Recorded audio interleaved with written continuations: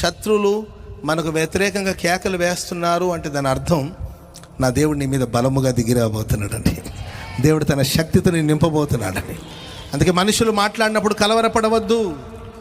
మనుషులు నిన్ను గురించి వ్యతిరేకంగా నినాదాలు చేస్తున్నప్పుడు నువ్వు భయపడవద్దు. మనుషులు నీకు వ్యతిరేకంగా నిందిస్తున్నప్పుడు, దూషిస్తున్నప్పుడు నువ్వు కలవరపడవలసిన అవసరం లేదండి. ఫిలిష్తీయులందరూ కూడా పెద్దగా కేకలు వేశారు, రంకెలు వేస్తున్నారు.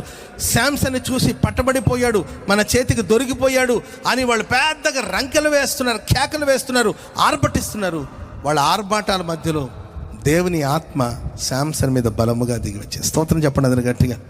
ఈ రాత్రి అన్ని జనులు కావచ్చు, లోకస్తులు కావచ్చు, నీ శత్రువులు కావచ్చు, నీ పగవాడు కావచ్చు, నిన్ను బంధించాలని, నిన్ను నిర్మూలపరచాలని, భూమి మీద నీ పేరు లేకుండా చేయాలని, నీ జీవితాన్ని తుడిచిపెట్టాలని శత్రు ఎన్ని పన్నాగాలన్నా చేయని, శత్రు ఎన్ని ప్రయత్నాలన్నా చేయని, కానీ నా దేవుడు నీ జీవితంలోనికి బలముగా దిగి రాబోతున్నాడు.